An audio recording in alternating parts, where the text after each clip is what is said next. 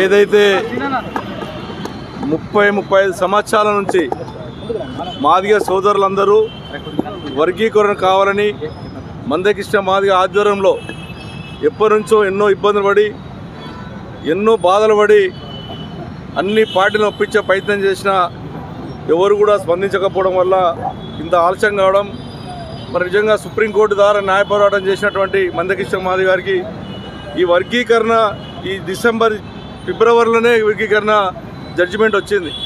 అయినప్పటికీ కూడా ఇంకా కాలాపన చేయడం, ప్రభుత్వం కూడా ఈ రోజున లక్ష డప్పులతోని గొంతులతోని తెలంగాణ రాష్ట్రంలో ఉన్నటువంటి అన్ని కులాలు మాదిగకు సంబంధించిన వాళ్ళు కాకుండా మాస్ వంటి వాళ్ళం కూడా దీనికి మద్దతు ప్రకటిస్తూ ఉన్నాం.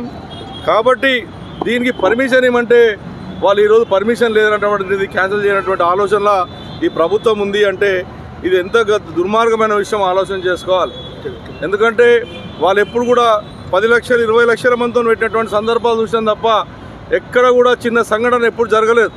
మాదిగ సోదరులు ధర్నాలు చేసినప్పుడు నిరసనలు తెప్పినప్పుడు కూడా ఎక్కడ చిన్న సంఘటన జరగనప్పుడు మరి ఇలా పర్మిషన్ ఇవ్వడానికి డీజీపీ గారు ముఖ్యమంత్రి గారు ఎందుకు ఆలోచన చేస్తుండో నేను డిమాండ్ చేస్తూ ఉన్నాను. ఖచ్చితంగా వాళ్ళు చేసేటటువంటి కార్యక్రమాన్ని అందరం మద్దతు ప్రకటించాలి.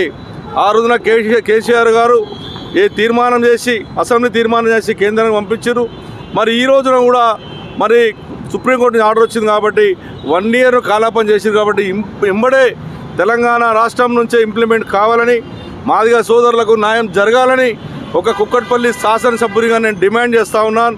నిజంగా ఆయన చేసినటువంటి గొప్పతనం ఏదైతే మందకృష్ణ మాదిగ చేసినటువంటి గొప్పతనం ముందు నుంచి పోరాడి ఎన్ని కష్టాలు వచ్చినా ఆర్థిక పరిస్థితులు ఇబ్బంది అయినా కూడా అన్నిటికీ తట్టుకొని ఢిల్లీ దాకా పోయి తెచ్చుకున్నాడంటే మరి మాదిగ సోదరులను ఏ రకంగా న్యాయం చేయాలనేటువంటి తపనతో ఆయన చేశాడు. కాబట్టి ఆయన పిలుపుకును అందరూ గౌరవించి మాదిగ సోదరులందరూ కూడా దీన్ని పూర్తిగా సపోర్ట్ చేసి ఆ వర్గీకరణ ఇమ్మడే కేంద్ర ప్రభుత్వం కానీ రాష్ట్ర ప్రభుత్వం కానీ ఇంప్లిమెంట్ చేయాలి ఇమీడియట్లీ అని చెప్పి తెలియజేస్తా ఉన్నారు.